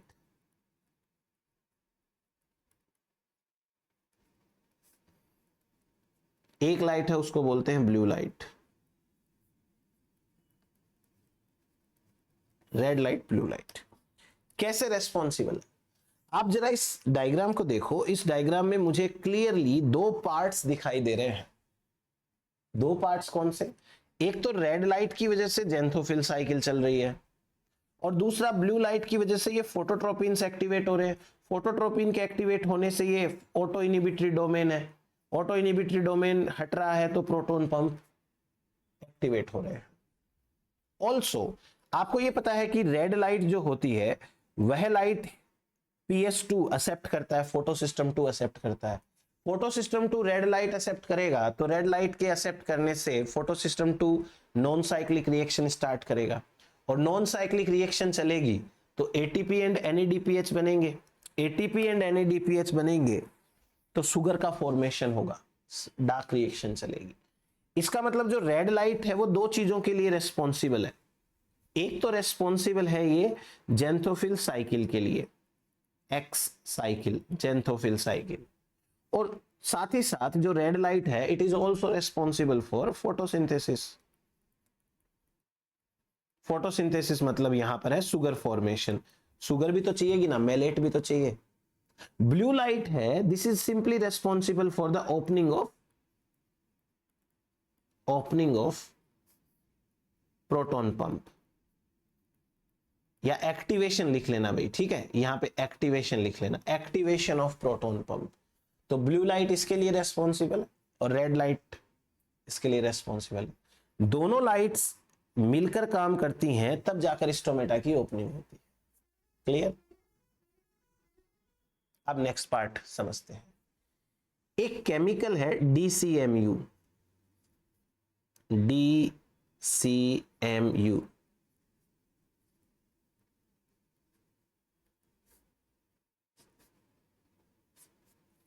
डाइक्लोरोडाइफिनाइल urea.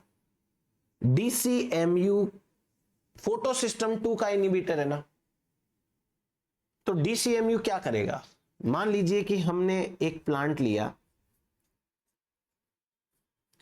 डाइक्लोरोडाइफिनाइल dimethyl urea नाम होता है इसका, सॉरी, है ना, ये प्लांट लिया, इस प्लांट को हमने ट्रीट कर दिया DCMU से, इसके ऊपर हमने DCMU स्प्रे कर दिया, क्या होगा, DCMU इनहिबिट करेगा फोटोसिस्टम 2 को, फोटोसिस्टम 2 को इनहिबिट करेगा, फोटोसिस्टम 2 को इनहिबिट करेगा तो मैं ओवरऑल बोल देता हूं नो फोटोसिंथेसिस,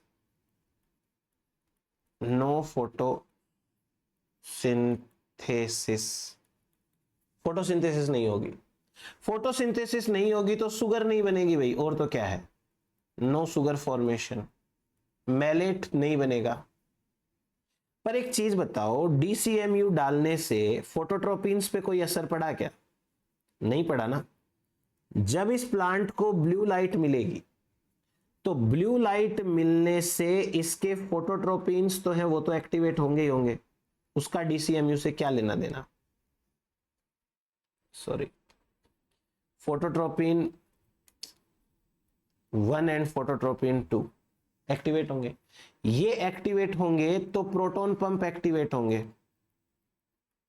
हमने अभी अभी बात करी है कि स्टोमेटा की ओपनिंग के अंदर दो इवेंट्स हैं वो रेस्पॉन्सिबल है, एक तो है फोटोसिंथेसिस जिससे शुगर बनेगी, दूसरा है प्रोटॉन पंप का एक्टिवेशन।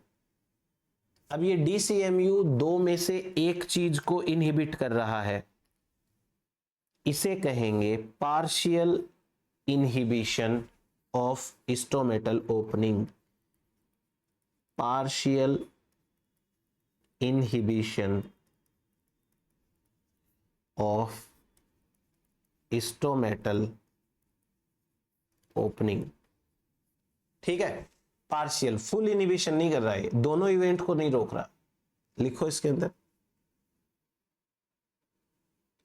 देखो DCMU inhibits light reaction but not the blue light response, so it is known as partial inhibition of stomatal opening। ठीक है, ये हो गया। एक केमिकल है, ध्यान से सुनना, उसका नाम है CCP, carbonyl cyanide,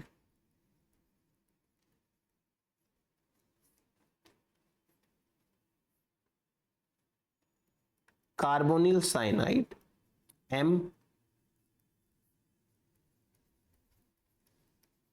chlorophenyl hydrazone, carbonyl cyanide m chlorophenyl hydrazone, ये नाम है इस केमिकल का। क्या करता है ये केमिकल? ये केमिकल गार्ड सेल की जो प्लाज्मा मेम्ब्रेन है, मेक्स प्लाज्मा मेम्ब्रेन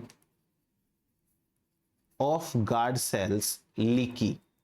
लीकी का मतलब लीक हो जाती है, वो दीवार में छेद हो जाता है तो पानी आने लगता है, लीक होना, नल में थोड़ा सा लीकेज आ जाता है। वो इससे क्या होगा वो समझिए। हमने एक प्रोसेस पढ़ी है, और वो प्रोसेस क्या पढ़ी है कि जब प्रोटॉन पंप से प्रोटॉन बाहर जाते हैं तभी पोटेशियम आयन अंदर आते हैं। यह है नॉर्मल, ठीक है। जब प्रोटॉन पंप से प्रोटॉन बाहर जाएंगे तभी पोटेशियम अंदर आएंगे। हमने क्या किया, इस गार्ड सेल को CCC से ट्रीट किया। जब हम इसको CCC से ट्रीट करते हैं तो ये गार्ड सेल के अंदर कहीं कहीं पर छोटे छोटे होल बन जाते हैं, ये लीक हो जाती है। ये प्रोटॉन पंप है, इसका नाम है प्रोटॉन पंप, और यहां पे मान लीजिए पोटेशियम पंप है, पोटेशियम चैनल है, सॉरी चैनल, ठीक है। CCC से ट्रीट करने के कारण गार्ड सेल की प्लाज्मा मेम्ब्रेन लीकी हो गई है, लीकी प्लाज्मा मेम्ब्रेन। तो प्रोटॉन्स तो यहां से चले जाएंगे, यहां से चले जाएंगे, यहां से चले जाएंगे, यहां से चले जाएंगे, यहां से चले जाएंगे।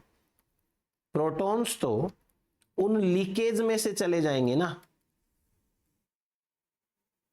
तो पोटेशियम अंदर नहीं आएगा। पोटेशियम अंदर नहीं आएगा तो स्टोमेटा की ओपनिंग नहीं होगी। हेंस CCC क्या है? इनहिबिटर है। It is an inhibitor of stomata opening. कैसे इनहिबिट करता है, समझ में आया आपको इस डायग्राम से, कि ये प्लाज्मा मेम्ब्रेन को लीकी बना देता है। प्लाज्मा मेम्ब्रेन जब लीकी बन जाती है तो लीकी बनने के कारण प्लाज्मा मेम्ब्रेन जो है उसमें से प्रोटॉन कहीं से भी निकल जाएंगे। कहीं से भी निकलेंगे तो कभी भी पोटेशियम अंदर नहीं आएंगे। अब एक और केमिकल के बारे में पढ़ते हैं। एक केमिकल है, इसका नाम है फ्यूजिकोसिन। फ्यूजिकोसिन, फ्यूजिकोसिन एक माइकोटॉक्सिन है।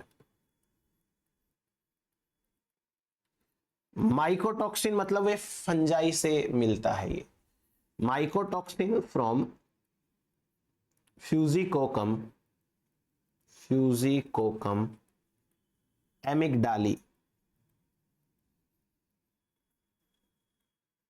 फ्यूजिकोकम एमिगडाली नाम के एक फंगस से ये मिलता है। इसका काम समझिए, काम क्या होता है। इसका काम क्या है कि एक मान लीजिए ये है प्रोटॉन पंप, ठीक है, प्रोटॉन पंप। इसके बाहर ये है सेल वॉल, सेल वॉल, और ये है प्लाज्मा मेम्ब्रेन। अभी ये प्रोटॉन पंप क्लोज है, क्लोज। यदि हम इस गार्ड सेल को फ्यूजिकोसिन से ट्रीट करें, फ्यूजिकोसिन से ट्रीट करें, तो पता है आपको क्या होगा? फ्यूजिकोसिन इस प्रोटॉन पंप को ओपन करेगा, वो भी permanently. Proton pump permanent open, permanent open, ठीक है, परमानेंटली ओपन हो जाता है। यदि प्रोटॉन पंप परमानेंटली ओपन हो जाएगा तो आप सोचो क्या होगा। प्रोटॉन पंप परमानेंटली ओपन होगा तो प्रोटॉन बाहर जाएंगे, प्रोटॉन बाहर जाएंगे तो इस एपोप्लास्ट बोलते हैं इसको, cell wall and cell membrane के बीच का स्पेस है, इसको बोलते हैं एपोप्लास्ट। प्रोटॉन बाहर जाएंगे तो पीएच कम होगी, पीएच कम होगी तो एसिडिफिकेशन हो जाएगा, एसिडिफिकेशन, किसका एसिडिफिकेशन होगा, एसिडिफिकेशन ऑफ सेल वॉल, इसका एसिडिफिकेशन हो जाएगा तो ये लूज हो जाएगी, लूज हो जाएगी ये। अब प्रोटॉन पंप परमानेंटली ओपन हो गए तो पोटेशियम परमानेंटली अंदर आएगा, परमानेंटली अंदर आएगा तो ये टर्जिड होती जाएगी, टर्जिड होती जाएगी तो stomata remains always open, stomata permanently open हो जाते हैं, permanently open, stomata permanently open हो जाते हैं। और जब स्टोमेटा परमानेंटली ओपन हो जाते हैं तो फिर आप ये देखो कि प्लांट की डेथ हो जाती है, death of plant due to water loss, water loss की वजह से प्लांट की डेथ हो जाती है। तो फ्यूजिकोसिन क्या कर रहा है, प्लांट की डेथ, लेकिन फ्यूजिकोसिन क्या हुआ, एक टाइप का activator of proton pump and stomata opening, ये स्टोमेटा की ओपनिंग का एंड प्रोटॉन पंप का, दोनों का ये क्या है, दोनों का एक्टिवेटर है। क्लियर है, इस तरीके से इसका काम जो है वो देखने को मिलता है। आप एक चीज देखो, पिछले वाले केस में हमने ट्रिपल सीपी पढ़ा, इसने मौका ही नहीं दिया प्रोटॉन पंप को खोलने का, और फ्यूजिकोसिन है ये तो प्रोटॉन पंप को खोल रहा है, इसका मतलब इन दोनों का इफेक्ट अलग अलग है। देखो अब एक चीज बताता हूं आपको इंपॉर्टेंट, जो ट्रिपल सीपी है ये प्लाज्मा मेम्ब्रेन को लीकी बनाता है, प्लाज्मा मेम्ब्रेन लीकी बन जाएगी तो प्रोटॉन पंप खुलने की जरूरत नहीं है, कहीं से भी प्रोटॉन्स चले जाएंगे। ट्रिपल सीपी इनहिबिट करता है फ्यूजिकोसिन मीडिएटेड रेस्पॉन्स को, फ्यूजिकोसिन मीडिएटेड रेस्पॉन्स को ये इनहिबिट करता है। फ्यूजिकोसिन चाहता है प्रोटॉन पंप खुल जाए और ये चाहता है कि प्रोटॉन पंप बंद हो जाए, तो इसके लिए भी एक अपने पास में तरीका है। एक बात बताता हूं, जैसे मान लीजिए कि ये प्लाज्मा मेम्ब्रेन है और इस प्लाज्मा मेम्ब्रेन पर ये है प्रोटॉन पंप, जब प्रोटॉन पंप से प्रोटॉन्स बाहर निकलते हैं तो एक इलेक्ट्रिक करंट जनरेट होती है, इलेक्ट्रिक करंट, इलेक्ट्रोड लगा के देखेंगे तो पता चल जाएगा, इलेक्ट्रिक करंट जनरेट होती है कब, प्रोटॉन पंप से प्रोटॉन बाहर निकलेंगे तो। क्लियर, अब देखो ये हमारे पास में एक गार्ड सेल का, मतलब अपने गार्ड सेल लिया, गार्ड सेल के साथ क्या करना है कि उसको फ्यूजिकोसिन से ट्रीट करना है, ठीक। और इस तरफ हम चेक करेंगे इलेक्ट्रिक करंट को, जब हमने गार्ड सेल को किसी चीज से ट्रीट नहीं किया, इन दैट केस कोई इलेक्ट्रिक करंट नहीं थी, हमने अचानक से फ्यूजिकोसिन डाला तो फ्यूजिकोसिन डालने से इलेक्ट्रिक करंट आने लग गई, क्योंकि फ्यूजिकोसिन एक्टिवेट करता है प्रोटॉन पंप को, पिछली स्लाइड में पढ़ा। यानी इस पॉइंट के ऊपर जैसे ही इलेक्ट्रिक करंट बढ़ती है, इसका मतलब फ्यूजिकोसिन ऐड हुआ है, फ्यूजिकोसिन ऐड हुआ है, फ्यूजिकोसिन डाला, डालते ही प्रोटॉन पंप खुले, प्रोटॉन बाहर भागे, और प्रोटॉन जैसे ही बाहर भागे ये हो गया अपने पास में करंट। फिर उसके बाद हमने अचानक से इस पॉइंट के ऊपर ट्रिपल सीपी डाल दिया, और ट्रिपल सीपी क्या करेगा, ट्रिपल सीपी इस प्लाज्मा मेम्ब्रेन को लीकी बना देगा, और जैसे ही प्लाज्मा मेम्ब्रेन लीकी हुई, इलेक्ट्रिक करंट अचानक से बंद हो जाएगी, एकदम शार्पली इलेक्ट्रिक करंट डिक्रीज हो जाती है। क्यों? क्योंकि प्लाज्मा मेम्ब्रेन जब लीकी बन जाती है तो लीकी प्लाज्मा मेम्ब्रेन में से कोई नहीं, मतलब उसमें से इलेक्ट्रिक करंट नहीं जनरेट होगी।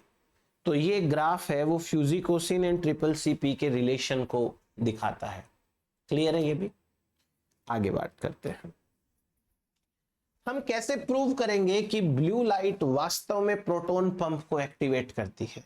एक एक्सपेरिमेंट करना है, बहुत इंटरेस्टिंग एक्सपेरिमेंट है। हेडिंग डालो,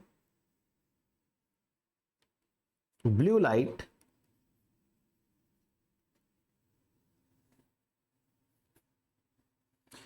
stimulates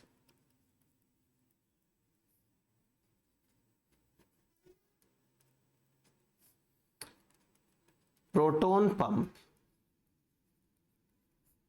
on guard cell plasma membrane. वास्तव में ऐसा होता है? देखते हैं। एक लीफ लेनी है जिस पे बहुत सारे स्टोमेटा है, यहां से केयरफुली एक स्टोमेटा की गार्ड सेल को सेपरेट करना है।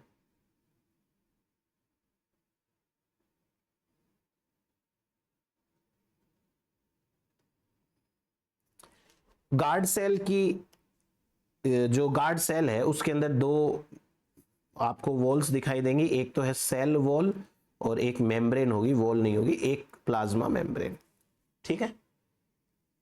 अब इस गार्ड सेल की प्लाज्मा मेम्ब्रेन से ऊपर से सेल वॉल हटानी है, गार्ड सेल से सेल वॉल रिमूव करनी है। सेल वॉल रिमूव हो गई गार्ड सेल की। गार्ड सेल की जब सेल वॉल रिमूव हो जाती है तो गार्ड सेल की ये बची plasma membrane, only plasma membrane. ठीक है? ये है ओनली प्लाज्मा मेम्ब्रेन। अब एक काम करना है, अब हम इस गार्ड सेल को एक सॉल्यूशन के अंदर डालते हैं, या तो आइसोटोनिक सॉल्यूशन ले लीजिए गार्ड सेल के अंदर बाहर का, या फिर अपन एक pH 7 का सॉल्यूशन बना लेते हैं, और इसके अंदर हमने क्या डाल दिया, guard cell.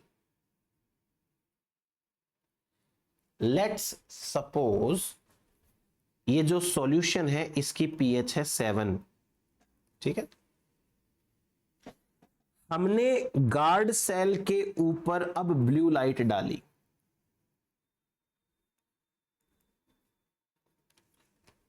Blue light activate करेगी प्रोटॉन पंप को, यहां प्रोटॉन बाहर भागेंगे, प्रोटॉन बाहर भागेंगे तो इस सॉल्यूशन की pH ड्रॉप हो जाएगी, solution pH drop. Hence prove कि ब्लू लाइट डालने से pH प्रोटॉन बाहर आए। जब हम ब्लू लाइट नहीं डालते तब तो बाहर की pH 7 थी, जैसे ही हमने ब्लू लाइट डाली तो ब्लू लाइट के डालने से ब्लू लाइट ने प्रोटॉन पंप्स को एक्टिवेट किया। प्रोटॉन पंप जैसे ही एक्टिवेट हुए प्रोटॉन बाहर आए, प्रोटॉन बाहर आते ही सॉल्यूशन की pH है वो ड्रॉप हो गई। हेंस प्रूव कि ब्लू लाइट से प्रोटॉन पंप चालू हुए हैं। इसी चीज को अब हम एक ग्राफ में और समझ लेते हैं। ये ग्राफ एग्जाम के अंदर आते हैं, जितना सीरियस हो सको उतना हो जाना, टाइम लेंगे, और इधर हम pH ऑफ सस्पेंशन लेते हैं। ये है एसिडिक pH इधर, और ये है basic pH। Acidic pH, basic pH। और अब हमने क्या किया, जो गार्ड सेल ली हमने, उस गार्ड सेल में पहले तो अपन ने नॉर्मल रेड लाइट से उसको सैचुरेट कर दिया। This portion shows red light saturation. ये है रेड लाइट सैचुरेशन। ठीक है, अब हमने जैसे ही ब्लू लाइट डाली, देखो थोड़ी सी ब्लू लाइट डालोगे, मतलब जैसे आपके पास टॉर्च है, आपने टॉर्च को ऑन करके जस्ट ऑफ कर लिया, ऑन ऑफ, तो थोड़े से प्रोटॉन बाहर निकलेंगे, पीएच थोड़ी ड्रॉप होगी। आप ज्यादा देर तक ब्लू लाइट डालोगे, ज्यादा पीएच ड्रॉप होगी, और ज्यादा और ज्यादा। जितनी ज्यादा आप ब्लू लाइट डालते हो उतनी ज्यादा पीएच ड्रॉप होगी। ब्लू लाइट पल्सेस, ठीक है, आप जैसे ब्लू लाइट डालोगे पीएच देखो कितनी ज्यादा ड्रॉप हो रही है। हेंस प्रूव्ड कि भाई पीएच प्रोटॉन पंप को एक्टिवेट करने के लिए डेफिनेटली ये ब्लू लाइट रेस्पॉन्सिबल होती है। नेक्स्ट बात करते हैं, एक केमिकल है जिसका नाम है DDT, डाइथायोथ्रिटोल, सॉरी DTT होता है ये, डाइथायोथ्रिटोल।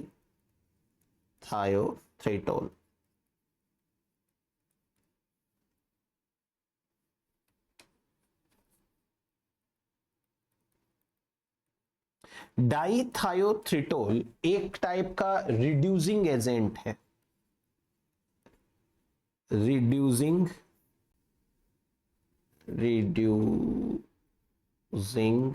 एजेंट। क्या करता है, कैसे करता है, ध्यान से समझिए। एक एंजाइम है, इस एंजाइम के अंदर सल्फा हाइड्रोक्सी ग्रुप है, और ये अभी अपनी ऑक्सीडाइज्ड फॉर्म में है, ऑक्सीडाइज्ड वोलेजेंथिन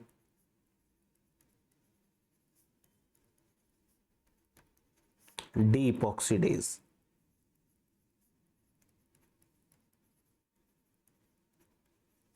ऑक्सीडाइज्ड वोलेजेंथिन डीऑक्सीडेज, पता है वोलेजेंथिन डीऑक्सीडेज क्या होता है? जो जेंथोफिल साइकिल चलाता है। अगर हम किसी प्लांट को DTT से ट्रीट करेंगे तो ऐसा करने से ये जो वोलेजेंथिन डीऑक्सीडेज का सल्फा हाइड्रोक्सी ग्रुप है, वह सल्फा हाइड्रोक्सी ग्रुप रिड्यूस हो जाता है, रिड्यूस्ड एंजाइम। काम की बात यह है कि जब ये ऑक्सीडाइज्ड होता है तब तो एंजाइम होता है एक्टिव, और रिड्यूस होने पर यह हो जाता है इनएक्टिव। अब आप मुझे यह बताइए कि DTT stomatal opening and closing का एक्टिवेटर है या इनहिबिटर है? कमेंट करिएगा। ठीक है, यह काम हो गया DTT का। एक और छोटा सा एंजाइम था 1433। 1433 क्या कर रहा है? ये इनहिबिट करता है, inhibits auto inhibitory domain, auto inhibitory domain. Auto inhibitory domain खुद प्रोटॉन पंप को इनहिबिट कर रहा था, ये उसे इनहिबिट कर रहा है। मतलब ये वही बात हो गई ना, दुश्मन का दुश्मन दोस्त होता है। तो 1433 बेसिकली एक्टिवेटर होता है, किसका? Activator of stomata opening.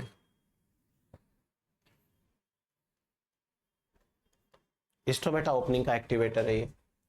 Hopefully आपको ये चीज समझ में आई है। उसके बाद मैं आपको सॉरी एक चीज और बताता हूं।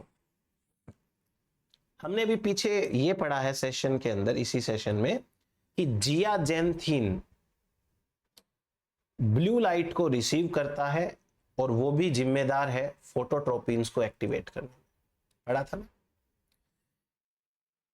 अगर मान लो जियाजेंथिन ही ना हो तो स्टोमेटा ओपनिंग नहीं होगी, कम होगी। तो एक काम करते हैं, एक चीज समझते हैं।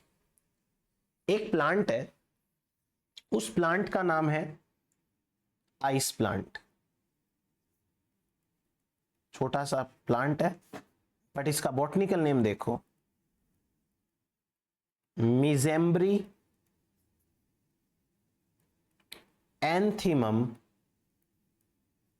क्रिस्टालिनम, मिजेम्ब्री एंथीमम क्रिस्टालिनम आइस प्लांट। इसके साथ क्या दिक्कत है वो देखो। जब नॉर्मल कंडीशंस होती हैं, normal environment conditions, under normal environment conditions ये मिजेम्ब्री एंथीमम क्रिस्टालिनम क्या करता है, C3 साइकिल चलाता है, C3 साइकिल, और यही इसके मेन साइकिल है। लेकिन जब अनफेवरेबल कंडीशंस आती हैं, unfavourable environment, unfavourable environment let say high salt होता है, इसके लिए ड्रॉट होता है, salt and drought. Unfavourable environment आने पर यह कैम साइकिल चलाने लगता है, कैम साइकिल। कैम साइकिल चलाने का मतलब होता है stomata close during day time, stomata close in day. ये कैसे पॉसिबल है भाई, डे टाइम में तो ब्लू लाइट आएगी ना, और ब्लू लाइट आएगी तो स्टोमेटा कैसे बंद हो सकते हैं। अब मैं बताता हूं आपको इसका ट्रिक क्या है। जब ये कैम साइकिल चलाता है दिन में, वोलेजेंथीन कन्वर्ट होता है एंथ्राजेंथीन में, एंथ्राजेंथीन कन्वर्ट होता है जियाजेंथीन में। ये प्लांट क्या करता है, वेरी फास्ट, वेरी फास्ट जियाजेंथीन को वापस कन्वर्ट कर देता है एंथ्राजेंथीन। क्यों? क्योंकि जियाजेंथीन होगा तो वो तो ब्लू लाइट रिसीव करेगा, और ब्लू लाइट रिसीव करेगा तो स्टोमेटा ओपन होंगे, स्टोमेटा ओपन होंगे तो ये तो मर जाएगा प्लांट, क्योंकि इसके लिए एनवायरमेंटल कंडीशन सही नहीं है। इसलिए ये प्लांट क्या करता है, जब कैम साइकिल इसको चलानी होती है तो कैम साइकिल चलाते टाइम ये जियाजेंथीन को इकट्ठा ही नहीं होने देता। जियाजेंथीन बना उसे तुरंत वापस चेंज कर दिया। ऐसा करने से ये आराम से कैम साइकिल चला पाता है, स्टोमेटा अपने बंद रख पाता है। लिखो इसमें कुछ, it is a facultative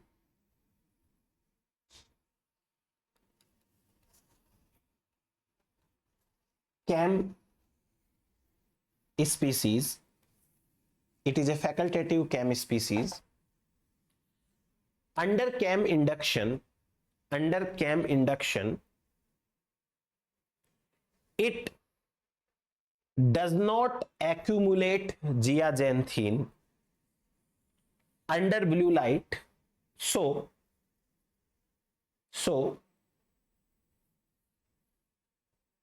it does not show blue light response, ये ब्लू लाइट रेस्पॉन्स नहीं देता। उसके बाद आपको मैं बताता हूं लास्ट पॉइंट, ब्लू लाइट का जो रेस्पॉन्स है वो ग्रीन लाइट देख करके चेंज कर सकते हैं। Blue light response is changed by green light. जैसे हम फोटोमॉर्फोजेनेसिस पढ़ेंगे तब हमको देखेंगे कि रेड लाइट का इफेक्ट फार रेड लाइट देके चेंज कर सकते हैं, वैसे ही ये ब्लू लाइट का रेस्पॉन्स है वो ग्रीन लाइट देकर के चेंज कर सकते हैं। कैसे, उसके लिए मैं आपको एक डायग्राम समझा देता हूं, उसमें समझ में आ जाएगा। मान लीजिए कि हम एक ग्राफ लेते हैं, 3 ग्राफ बनाऊंगा मैं, तो एक ही जगह बना ली अपन ने। स्टोमेटा ओपनिंग हम इधर बात करेंगे, इधर अपन बात कर लेते हैं।